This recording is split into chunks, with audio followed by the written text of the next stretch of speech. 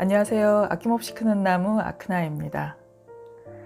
예고도 없이 한참 동안 낭독 영상 올리지 못하고 있었던 점 죄송합니다. 그럼에도 아크나 채널 떠나지 않으시고 지켜주신 구독자님들께 진심으로 감사드립니다. 저는 그동안 새로운 일에 전념하고 있었는데요. 그 새로운 일이 뭔지 간략히 소개드리려고 합니다. 제가 그동안 다른 유튜브 채널을 열었어요. 채널 이름은 주막야화라고 해요. 아래 고정 댓글에 링크 누르시면 보실 수 있습니다. 주막야화라는 채널에서 저는 주모로 활약하고 있는데요. 투박한 그림과 함께 제가 창작한 이야기 또는 각색한 야담, 야화를 정감 있게 들려드리는 채널이랍니다. 진작에 아크나 구독자님들께 새로운 채널을 소문내고 싶긴 했었는데 글 쓰고 그림 그리고 영상 편집하는데 상당한 시간이 걸리더라고요. 그래서 어느 정도 영상이 쌓일 때를 기다렸다가 이제야 말씀드리게 됐습니다. 그러면 이제 아크나는 안 하는 거냐 궁금하실 텐데요. 아크나는 계속합니다. 다시 새로운 낭독이 업로드될 예정입니다. 오디오북으로 편안한 시간을 갖고 싶으실 땐 아낌없이 크는 나무 아크나 채널로 오시면 되고요. 그림과 함께 재밌는 옛 이야기를 시청하고 싶으실 땐 주막야화로 놀러 오세요. 네, 새로운 채널 소개는 이쯤 하기로 하고요. 아무래도 구독자님들께선 새 낭독 영상을 제일 기다리셨을 테니 바로 들어가 보도록 하겠습니다. 오랜만에 영상 올리는 만큼 어떤 작품으로 준비하면 좋을까 고민하다가 박완서 작가님께서 7, 80년대에 쓰셨던 수필들을 모았습니다. 그 당시의 정취와 일상에서 느끼는 선생님의 솔직한 감정들이 묻어있는 수필 모음을 들어보실까요? 시골뜨기 서울뜨기 1975년작 시골잔치 구경. 뭔가 모르게 우울하게 지내던 어느 날 시골에 사는 친척으로부터 맏아들 결혼식에 와달라는 초대를 받았다. 전혀 예기치 않은 결혼회의 초대가 나에게 이상하리만치 신선한 기쁨과 감동을 안겨주었다. 시골이래야 서울에서 시간 반이면 갈 수 있는 강화도요. 강화에는 전등사가 있어서 몇 번 가본 일이 있지만 친척집에 들른 적은 한 번도 없었다. 그렇지만 강화에 산다는 친척들은 서울에 올 적마다 우리 집에 들렀고 묵어가는 적도 있었다. 그럴 때마다 그들은 강화에 한번 놀러 오라고, 강화엔 전등사라는 절도 있거니와 친척만 해도 20여 가구가 살고 있으니 며칠이라도 심심찮게 소일할 수 있을 거라고 했다. 그런 그들에게 나는 내가 이미 몇 번이고 강화에 가봤다는 말을 할 수 없었다. 그들은 강화까지 와서 그까지 절이나 보고 바닷가나 거닐고 친척집은 그냥 지나치는 나를 전혀 상상도 하고 있지 않았으므로 그런 말은 그들에게 어떤 배신감을 줄 것 같아서였다. 이렇게 이쪽에서 무심히 시들하게 대했다고 할 수도 있는 친척들의 생활에 나는 벼랑간 강렬한 호기심을 느꼈다. 그것은 어떤 명승지의 절경의 유혹보다 더 가슴 설레는 것이었다. 그렇다고 시골 생활에 새삼 목가적인 꿈을 가질 만큼 철없었던 것은 아니다. 다만 도시인이라면 싫건 좋건 숨 쉴 수밖에 없는 각박한 정치적 경제적 현실을 어느 만큼은 외면하고도 살 수 있는 시골 생활. 사모관대와 족두리가 있는 결혼식 광경은 상상만 해도 유쾌했을 뿐이다. 나는 기온이 뚝 떨어진 날 아침, 신촌에서 강화행 시외버스를 탔다. 버스가 도시권을 벗어나 김포가도를 달리자 나는 서울에 다시는 안 돌아오기라도 할 듯이 에이, 지긋지긋한 놈의 고장 하면서 멀어져가는 서울에다 대고 힘껏 삿대질까지 한번 했다. 읍내 차부에 친척 중에 한 사람이 마중 나와 있었다. 그러나 그가 앞장서 안내한 곳은 신랑집이 있는 호박골이라는 마을이 아니라 차부에서 빤히 바라다 보이는 예식장이었다. 낡고 협소한 2층 건물 회색빛 담벼락에는 그날 짝지워질 무려 7쌍이나 되는 신랑 신부의 이름이 적힌 흰 종이가 바람에 을씨년스럽게 펄럭거리고 있었다. 예식장은 2층이었고 계단 밑에 접수가 있었다. 접수 앞을 그냥 지나치기가 못해서 준비한 축의금을 내놓았으나 나는 뭔가 좀 서운했다. 왜냐하면 나는 그 축의금을 혼인잔치를 총 지휘하랴, 패백받을 준비하랴, 허둥지둥 바쁜 신랑 어머니에게 직접 넌지시 건네주게 될 줄 알았다. 그리고 신랑 어머니가 와준 것만도 고마운데 뭘 이런 것까지 로 시작해서 구수한 너스레를 한바탕 떨면서 치마를 훌러덩걷고 융바지에 달린 자루만한 속주머니에 그것을 간직하는 모습을 보기를 원했었다. 비좁은 식장에서 이미 결혼식이 끝나고 사진을 찍으려는 시간이었다. 순백의 웨딩드레스를 입은 어린 신부 옆에서 엄숙한 얼굴로 굳어있는 신랑 어머니가 내 모습을 발견하더니 셔터를 누르려는 사진사를 급히 제지하고 다짜고짜 내 손목을 잡아 끌어 가족 사진의 일원으로 끼워주었다. 나는 좀 난처했지만 신랑 어머니의 단호한 태도에 질려 고분고분 굴 수밖에 없었다. 말이 가족 사진이지 일가 친척을 총망라한 대친족 사진이어서 사진사를 애먹이고 있었다.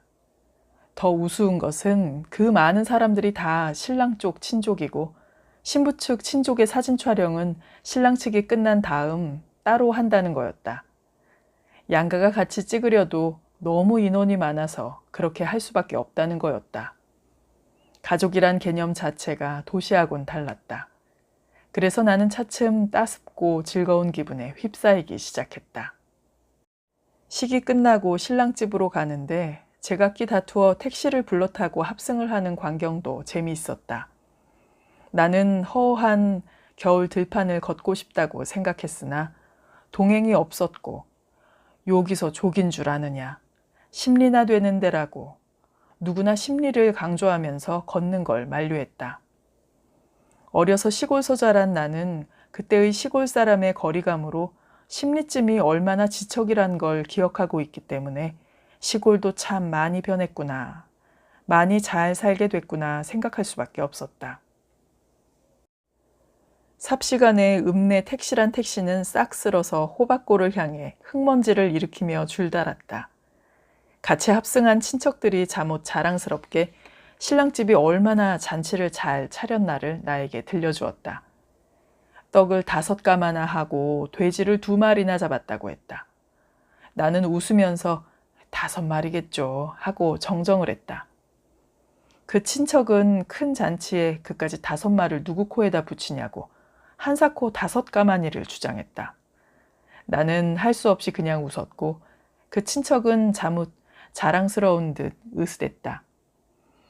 나는 속으로 아마 1가마쯤은 했나 보다 하고 생각을 고쳐하기 시작했고 또 우리 친척이 이 고장에선 떵떵거리고 사는 부장가 보다 하고 생각되어 흐뭇하고 약간 으쓱하기도 했다. 그러나 당도한 신랑집은 간살이 좁은 방이 2개밖에 없는 낡은 초가집이었고 부엌이랑 헛간이랑 그 밖에 해놓고 사는 게 30여 년 전 심리쯤은 지척으로 알던 시절에 우리 시골 마을의 집들과 조금도 다를 바가 없었다. 신랑집의 혼란과 소요는 이루 말할 수가 없었다. 돼지우리가 있는 뒷뜰엔 차이를 치고 임시로 마련한 숙숙간에는 2개의 드럼통에 막걸리가 철철 넘치고 돼지비계를 썰어 접시에 담는 남자들이 엉겨붙는 사람들을 뭐라고 고래고래 악을 써서 쫓아내며 세도가 당당했다. 한 접시 더 달라커니 그 방엔 아까 한 접시 들여보낸 걸 번연히 아는데 더 달라면 어떡하느냐느니 대강 그런 소리였다. 추운 날인데도 마당이고 헛간이고 추녀 끝이고 멍석을 깔고 상만 하나 갖다 놨다 하면 사람들이 악모고리 끓듯 몰려들고 여기저기서 악들을 쓰곤 했다. 이웃집 방까지 얻은 모양으로 앞문 뒷문으로 음식을 담은 목판이 줄줄이 빠져나가고 손자를 서너씩 데린 할머니들이 염치불구 방으로 밀고 들어왔다. 도저히 발들여 놓을 틈이 없는데도 손님들은 꾸역꾸역 밀어닥치고 신랑의 부모는 그저 싱글벙글 누구든지 어서 오라고 환영을 했고 가는 사람은 한사코 못 가게 붙들었다. 그런데도 그게 조금도 인사치레 같지 않았고 마음으로부터 우러나는 진심으로 보이니 기가 찰 밖에 없었다. 나는 사람들 사이에서 숨도 못 쉬게 짓눌리며 이런 신랑 부모네들을 경의와 약간의 공포로 지켜볼 밖에 없었다. 참 모를 사람들이었다. 신랑의 부모들은 손님들에게 그런 불편한 대접을 하면서도 조금도 미안쩍어 하거나 조바심하는 기색이 없이 의젓하고 여유마저 있어 보였고, 손님들 역시 그런 불편을 당하면서도 짜증은커녕 끊임없이 우스갯소리를 주고받으며 흥겹고 만족해 보였다. 그들의 그런 여유는 어디서 오는지 나는 차라리 끔찍한 느낌이 들었다. 그 많은 사람들이 운이 좋으면 상에서 먹고 서서도 먹고 엉거주춤하고도 먹고 끊임없이 먹고 먹은 사람도 또 먹고 또 먹었다. 먹을 수 없는 굳은 떡은 치마폭에 쏟으면 쏟았지 상에 음식을 남겨 내보내는 법이 없었다. 새로 먹으러 들어오는 손님은 있어도 먹었다고 물러나는 손님은 없었다. 신랑의 부모는 무한한 여유가 있는 마술의 방이라도 가진 사람처럼 손님들을 무한정 청해드리고, 손님들은 손님들대로 무한한 여유가 있는 뱃속을 간직한 사람들처럼 먹고 또 먹었다. 나는 신랑의 누이뻘 되는 소녀에게 이 사람들이 도대체 언제까지 먹다가 갈 거냐고 물었다. 그녀는 태평스레 웃으면서 큰 잔치니까 이런 법석이 며칠은 갈 거라고 했다. 나는 비로소 5가마니의 떡살을 믿게 됐다. 그러나 처음 5가마니의 떡살 소리를 들었을 때 받은 그 풍요하고 흐뭇한 느낌 대신 지겨운 궁상이 연상되는 걸 어쩔 수 없었다. 신랑 어머니의 각별한 배려로 나도 상을 받을 수는 있었지만 꽤 시장한 속에도 먹을 만한 음식은 없었다. 떡국은 너무 오래 끓어서 국물이 꺼룩하고 떡점은 끈적거렸고 인절미니 경단은 뻣뻣이 굳어 있었고 돼지고기는 덜 삶아서 핏기가 가시지 않은 비계떡이었다. 그렇지만 나는 그걸 먹을 수 없는 나를 도저히 안 이꺼워서 못 참아주겠다는 기분인가 하면 맛있는 척 억지로 먹어주는 내 위선과 인내도 안 이꺼워서 못 참아주겠는 실로 묘한 기분이 들었다. 신랑 어머니가 시장할 텐데 어서 먹으라고 했다. 딴 사람들도 요새 서울서는 밀가루 섞은 가짜 떡국이나 먹어봤지. 이런 순쌀로 만든 진짜 떡국을 어디 가서 먹어봤겠느냐고 많이 먹고 더 먹으라고 나를 격려 고무했다. 나는 그런 격려에 힘입어 귀한 진짜 떡국을 한 그릇 거뜬히 비웠다.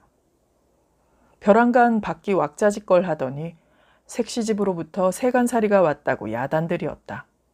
사람들의 눈이 기대로 빛나고 너도 나도 큰 길까지 나가서 세간발이를 마중했다. 나는 비로소 앞으로 신혼부부가 거쳐야 할 건넌방을 들여다봤다. 분홍 꽃무늬 벽지로 도배를 새로 한 1평 반 정도의 좁은 방이었다. 그런데 3륜차에 실려온 장롱은 집채만 했고 화장대는 또 따로 있었다. 나는 큰일 났다 싶은 생각이 났다. 우선 내 키도 약간은 수그려야 들어갈 수 있게 낮은 여닫이 문으로 그 장롱이 들어갈 성 싶지가 않았다. 그렇다고 아직도 시집 장가 안 들인 아들, 딸을 한 방에 수두룩히 데리고 있는 시부모이니 안방을 내줄 수도 없는 처지였다. 그러나 세간살이를 맞은 시부모나 친척, 동네 사람들은 세간이 크고 번들거리는 것만 좋아서 환성을 지르고 부러워하고 며느리 잘 본다고 칭송도 하느라 도무지 정신들이 없었다. 나 혼자 조마조마 견딜 수가 없었다. 바로 이웃 동네 색시라면서 미리 방 형편을 알아보고 거기 걸맞게 세간을 해오는 요량도 없다니 저게 무슨 주책이요 망신일까 싶어 안절부절을 못했다. 고와 보이던 색시가 벼랑간 미련퉁이로 보이기까지 했다. 그러나 정작 시부모들은 얼마든지 여유가 있는 마법의 방을 가진 분들같이 태연하고 다만 행복해 보였다. 아니나 다를까 세간은 문을 통과하지 못하고 걸렸다. 누군가가 잘못 유쾌한 소리로 문지방을 뜯어내고 옆기둥도 빼내라고 했다. 쾅쾅 망치 소리가 났다. 한두 잔씩 받아 마신 막걸리에 얼근하게 취한 신랑 어머니가 춤을 덩실덩실 추었다. 장롱을 위해 집을 허는 망치 소리가 흥겹게 울리고 잔치의 흥은 드디어 절정에 달했다. 사람들은 모두 부러운 듯이 한마디씩 했고 곧 3동네 4동네로 이 신나는 소문은 퍼질 것이다. 아무개네 새며느리 어찌나 큰 장롱을 해왔는지 글쎄 한쪽 벽을 헐어내고 들여왔대 하고 말이다. 나는 저녁 때쯤 그 집을 하직했다. 집에다는 하룻밤 자고 오마고 하고 떠난 길이었는데도 그렇게 했다. 신랑 어머니가 그 어려운 나들이 해가지고 하루도 묵어가지 않는 법이 어딨느냐고 한사코 붙들고 늘어졌다. 나는 시부모 모시고 있는 몸이 어디 그럴 수 있느냐고 능청을 떨었다. 모든 사람이 나를 칭송하고 나를 놓아주었다. 순 쌀로만 한 떡도 시어머니께 맛뵈라고 한 보따리 싸주었다. 너무 많이 싸주어서 심리를 걸어 나오는 동안 어디다 던져버리고 싶도록 무거웠지만 차부까지 잘 가지고 왔다. 겨우 막차를 타고 서울의 불빛이 가까워지자 그렇게 반가울 수가 없었다. 버스가 휘황한 도심으로 빨려들자 나는 아침나절 도시를 빠져나가면서 느꼈던 것과 똑같은 자유로움을 느꼈다. 나는 나를 시골뜨기라고 생각하기를 좋아한다. 특히 세련되고 교양 있는 사람 앞에서 느끼는 소원감, 화려한 장소나 사교적인 모임에서 남과 잘 어울리지 못하고 촌딱같이 빙충맞게 구는 것 등이 다 내 뿌리 깊은 시골뜨기 성 때문이라고 생각했었다. 그렇다고 그걸 부끄럽게 알고 지내왔다기보다는 오래 간직하고 싶은 소중한 걸로 알고 지내왔었다. 그런데 이번에 강화 나들이를 다녀오고 나서는 그런 내 시골뜨기 성에 대한 자신마저 없어져 버렸다. 나는 제대로 된 시골뜨기도 못 되고 딱 바라진 서울뜨기도 못 되고 얼치기쯤 되는가 보다. 사랑을 무게로 안 느끼게 1973년작. 평범하게 키우고 있다. 공개해서 남에게 도움이 될 만한 애 기르기의 비결 같은 것도 전혀 아는 바 없다. 그저 따뜻이 입히고 먹이고 밤늦도록 과중한 숙제와 씨름하고 있는 것을 보면 숙제를 좀 덜 해가고 대신 선생님께 매를 맞는 게 어떻겠느냐고 심히 비교육적이고 주책 없는 권고를 하기도 한다. 일전에 어떤 친구한테 지독한 소리를 들었다. 너같이 애들을 막 키워서야 이 다음에 무슨 낯으로 애들한테 큰 소리를 치겠니?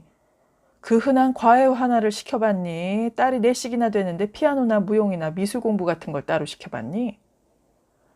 그때 그 친구의 모멸의 시선이 지금 생각해도 따갑다. 아닌 게 아니라 내 애들 중에서는 예능 방면에 천재가 있을지도 모르는데 부모를 알량하게 만나 묻혀있는 게 아닌가 싶은 두려움이 간혹 들기는 하지만 이 다음에 큰 소리치기 위해서 지나친 극성을 떨 생각은 아예 없다. 아이들의 책가방은 무겁다. 그러나 단순한 책가방의 무게만으로 한창 나이의 아이들의 어깨가 그렇게 축 처진 것일까? 부모들의 지나친 사랑, 지나친 극성이 책가방의 몇 배의 무게로 아이들의 어깨를 짓누르고 있는 거나 아닐지. 내가 너한테 어떤 정성을 들였다고. 아마 들인 돈만도 네 몸무게의 몇 배는 될 거다. 그런데 학교를 떨어져 엄마의 평생 소원을 저버려? 내가 너를 어떻게 키운 자식인데 장가 들자마자 네 계집만 알아, 이 불효막심한 놈아. 이런 소리를 안 쳐도 억울하지 않을 만큼 꼭 그만큼만 아이들을 위하고 사랑하리라는 게 내가 지키고자 하는 절도다. 부모의 보살핌이나 사랑이 결코 무게로 그들에게 느껴지지 않기를. 집이 부모의 슬아가 세상에서 가장 편하고 마음 놓이는 곳이기를 바랄 뿐이다. 아이들은 예쁘다. 특히 내 애들은. 아이들에게 과도한 욕심을 안 내고 바라볼수록 예쁘다. 제일 예쁜 건 아이들다운 애다. 그 다음은 공부 잘하는 애지만 야근 애는 싫다. 차라리 우직하길 바란다. 활발한 건 좋지만 되바라진 애 또한 싫다. 특기 교육은 따로 못 시켰지만 애들이 자라면서 자연히 음악, 미술, 문학 같은 걸 이해하고 거기 깊은 애정을 가져주었으면 한다. 커서 만일 부자가 되더라도 자기가 속한 사회의 일반적인 수준에 자기 생활을 조화시킬 양식을 가진 사람이 되기를. 부자가 못 되더라도 검소한 생활을 부끄럽게 여기지 않되 인색하지 않기를. 아는 것이 많되 아는 것이 코끝에 걸려있지 않고 내부에 안정되어 있기를. 무던하기를, 멋쟁이이기를. 대강 이런 것들이 내가 내 아이들에게 바라는 사람 됨됨이이다. 그렇지만 이런 까다로운 주문을 아이들에게 말로 한 일은 전혀 없고 앞으로도 할 것 같지 않다.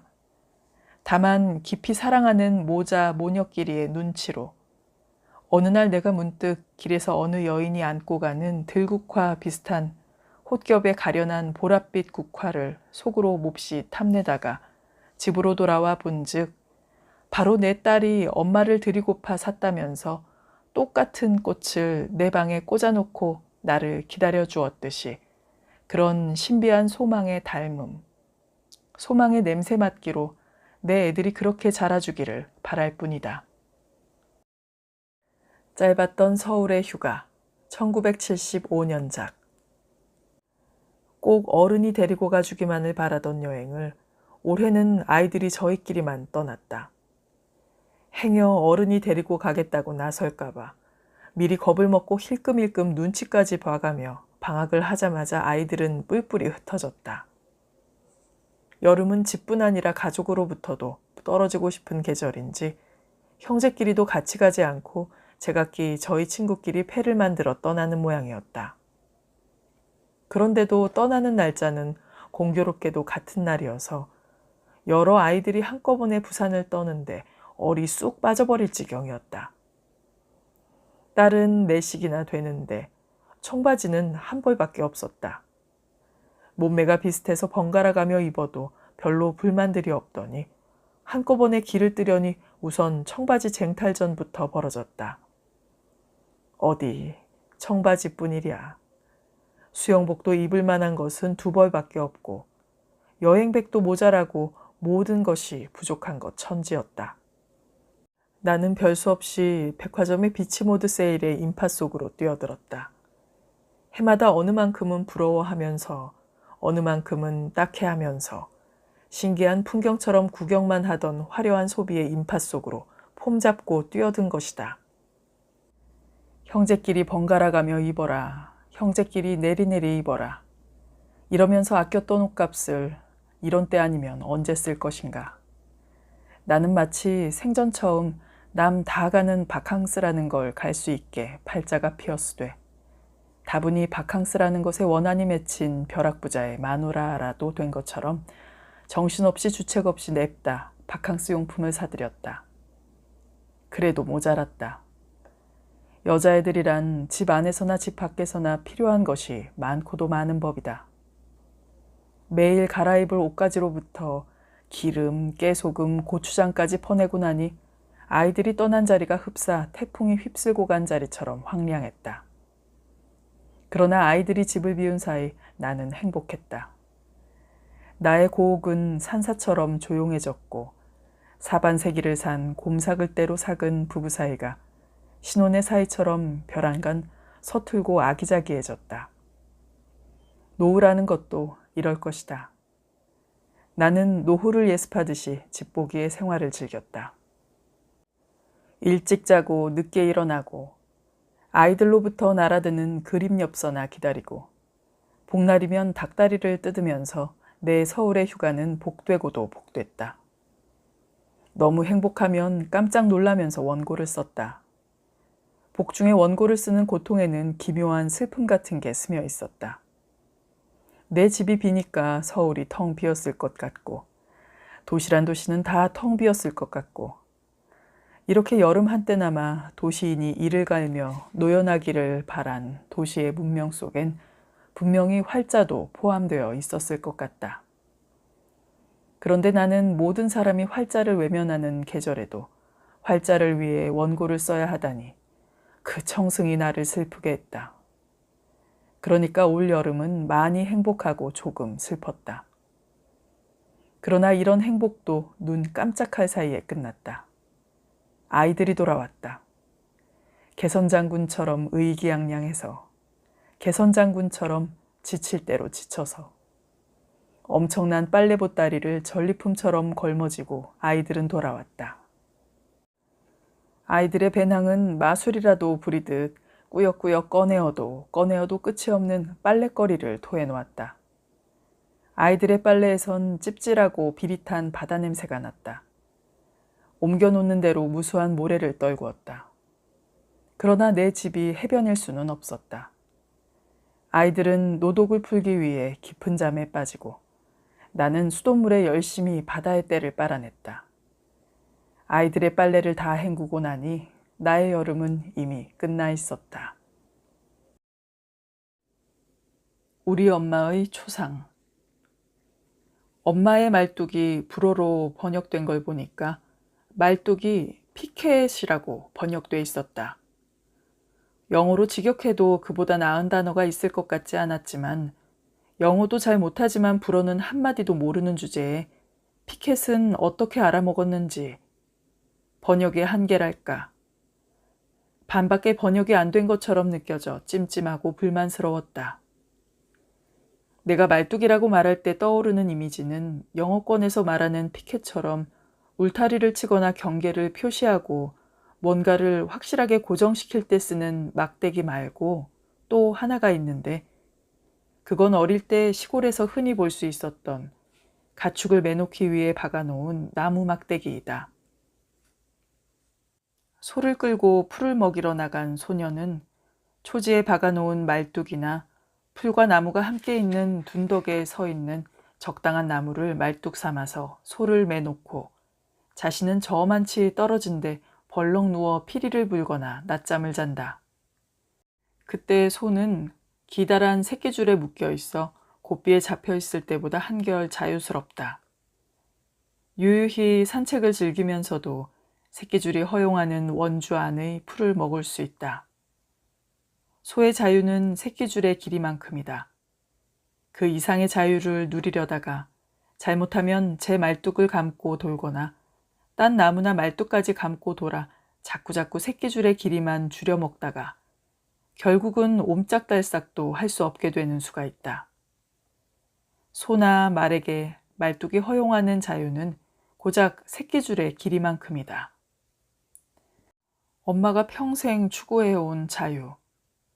엄마 자신은 못 누렸지만 딸에게 누리게 해주려고 했던 자유에 대해 생각할 때마다 그 환상과 현실이 말뚝과 새끼줄의 관계를 연상시킨다.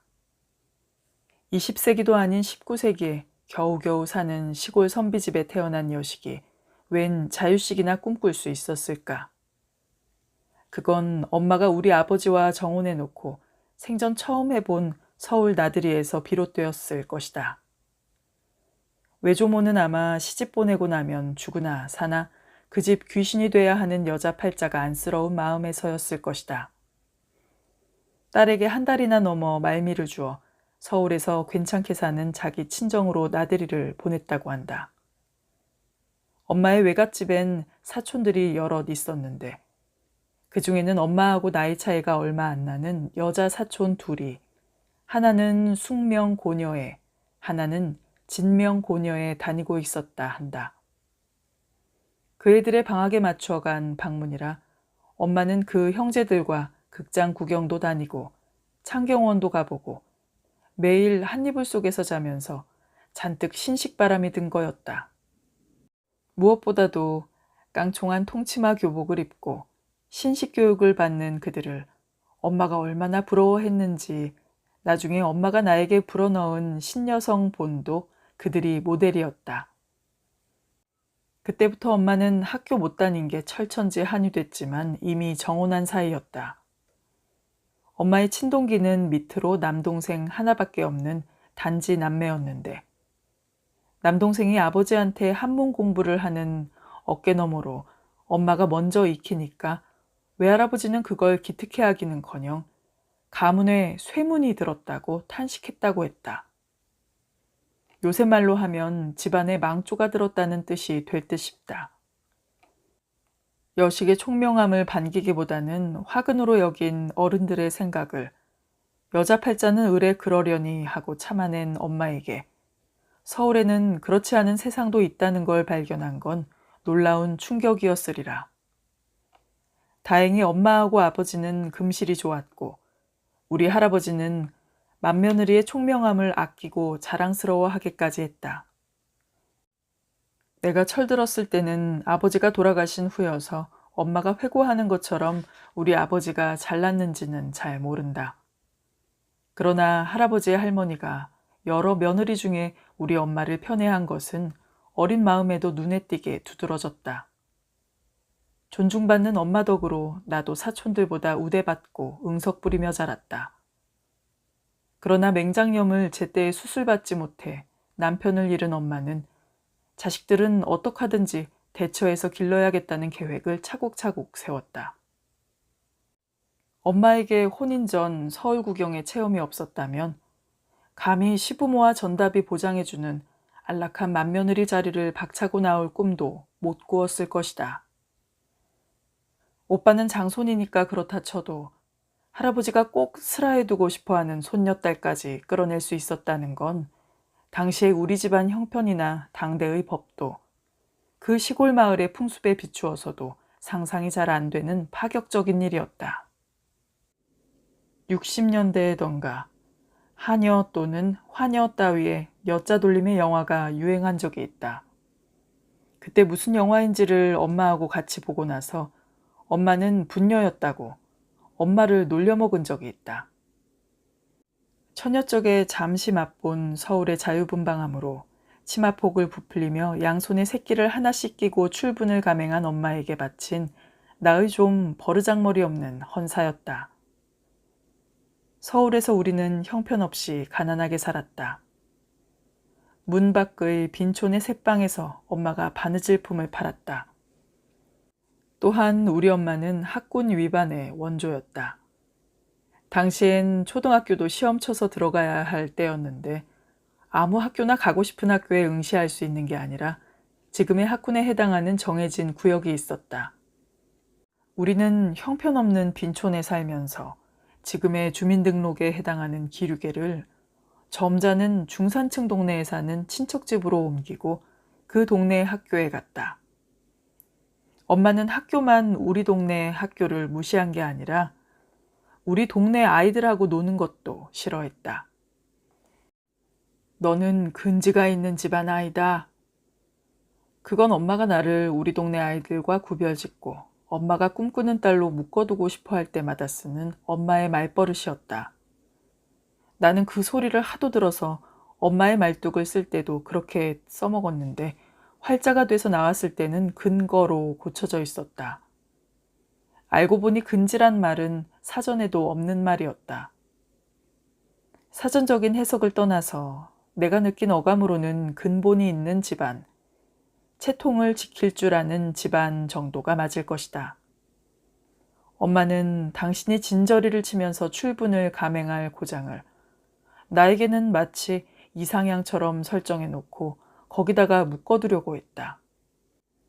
근지가 있는 집안 아이라는 소리 다음으로 많이 들은 말로는 너는 장차 신여성이 돼야 한다는 거였다.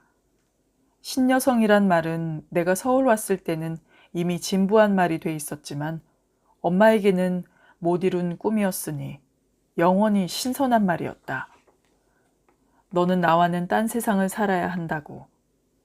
마치 딸에게 무한 자유를 줄 것처럼 굴면서도 확고한 당신의 가치관을 설정해 놓고 그 안을 못 벗어나도록 단속하던 엄마와의 모녀 관계는 언젠가는 파국을 맞게 돼 있었다.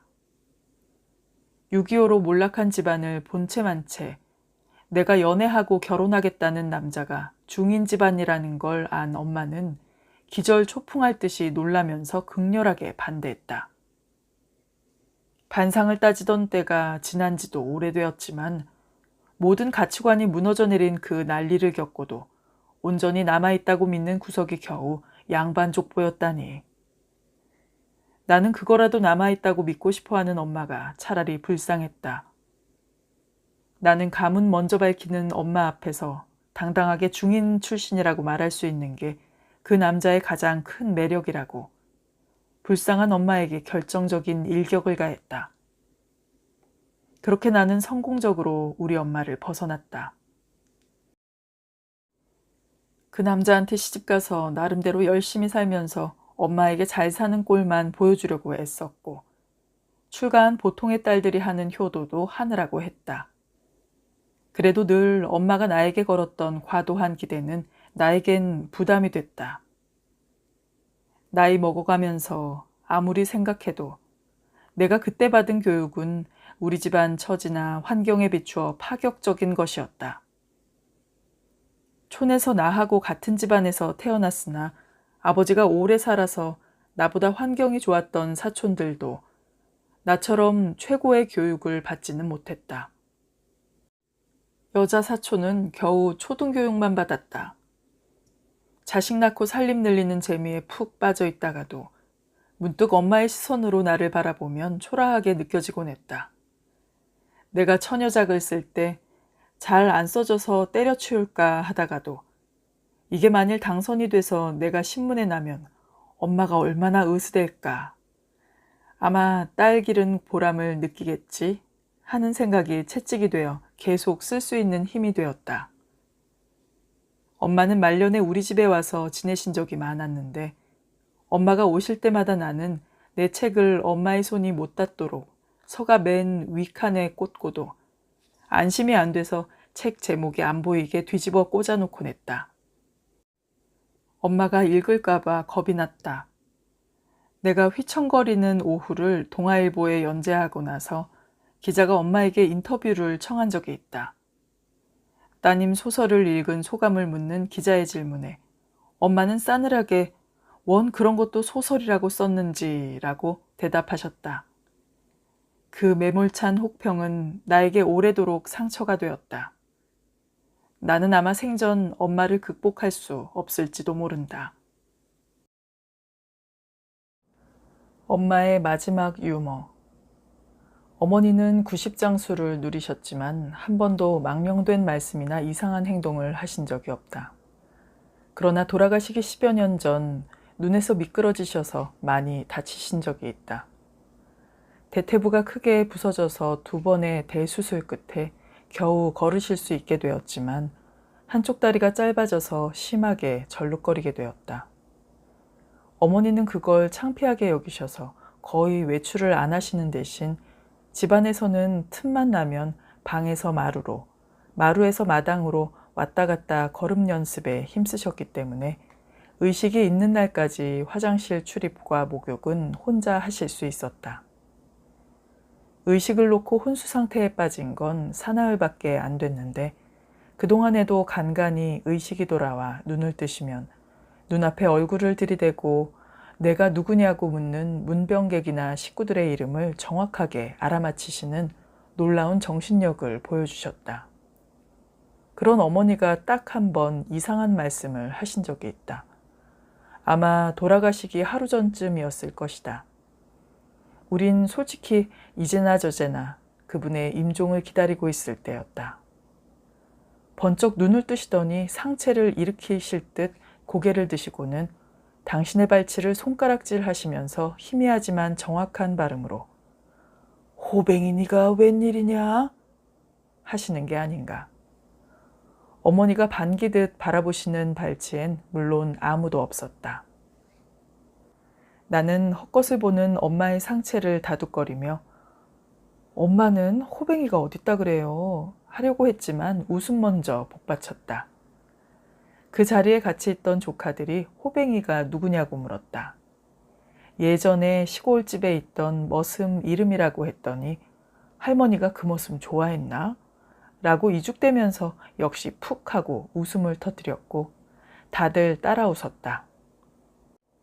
엄숙하고 침통해야 할 임종의 자리가 잠깐 웃음판이 되었다. 호뱅이라는 이름도 좀 코믹한데 어머니가 마지막에 본 헛것이 호뱅이라니 너무 엉뚱해서 웃음밖에 나올 게 없었다.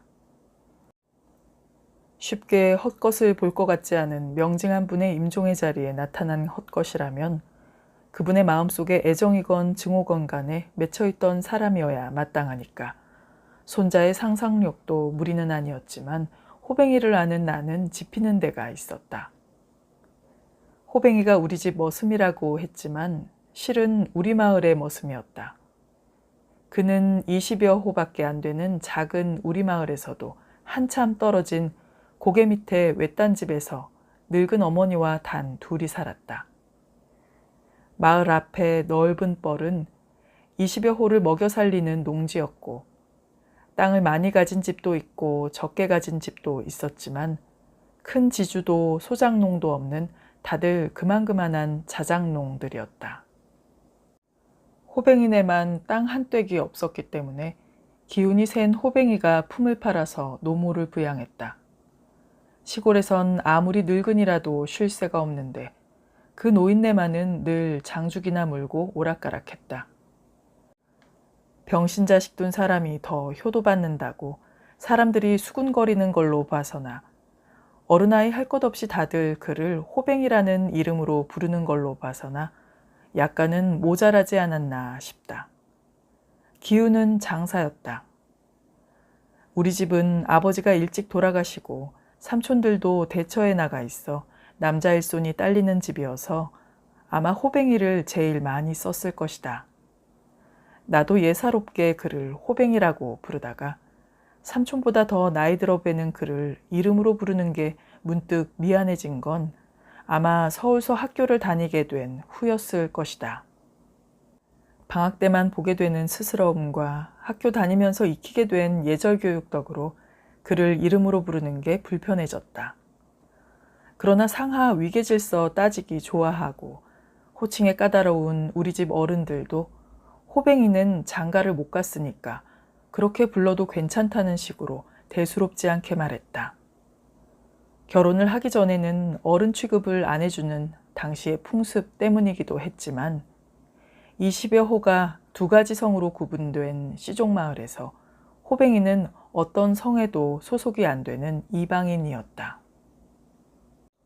따라서 누구 형이라든가 누구 아저씨라든가 하는 식으로 바꿔 부를 만한 인척 간의 호칭도 그에게는 해당이 안 됐던 것이다.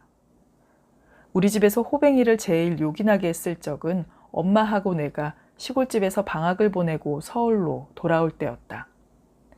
서울서 힘들게 사는 우리를 위해 할머니는 뭐든지 싸주고 싶어 했고 엄마도 될 수 있는 대로 많이 가져오고 싶어 했다. 쌀을 비롯한 올망졸망한 잡곡이며 무, 배추, 감자, 옥수수 따위를 지게에 높다랗게 지고 앞서가는 호뱅이의 정강이는 구리기둥처럼 단단했지만 얼굴 표정은 너무 착해서 모자라 보이는 건 사실이었다. 실제로 그의 노모가 마을 사람들에게 애걸복걸 중신을 부탁해 장가도 몇 번 안 가본 건 아닌데 여자들이 하나같이 열흘을 못 살고 도망쳤다는 소문이고 보니 똑똑해 보일 리가 없었다. 한 번은 내일이 개학날이어서 오늘 안 돌아갈 수가 없는데 장대비가 계속되어 개성역까지 가는 도중에 있는 냇물다리가 떠내려간 적이 있다. 다리만 떠내려간 게 아니라 냇물이 사나운 강물처럼 황토빛으로 소용돌이치고 있었다. 나는 겁에 질려 울먹울먹했다. 호뱅이는 걱정 말라고 나를 안심시키고는 짐을 먼저 강 건너에다 내려놓고 되돌아와서 나를 지게 위에 올라앉혔다.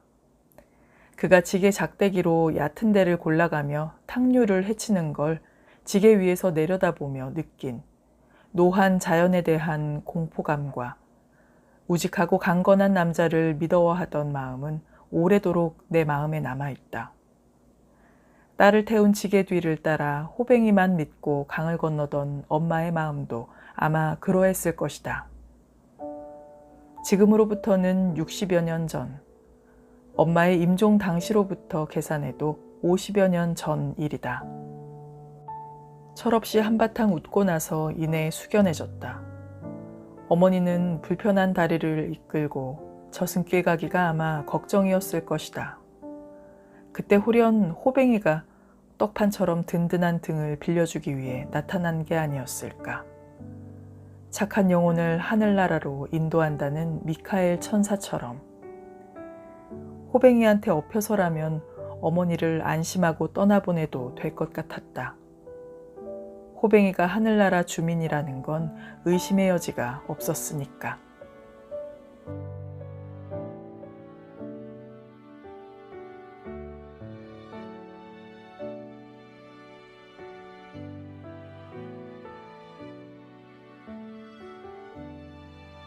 네, 지금까지 박완서 작가님의 수필 모음 들어주신 여러분 감사드립니다. 다음 주에 새로운 낭독 영상으로 또 찾아뵙겠습니다. 감사합니다.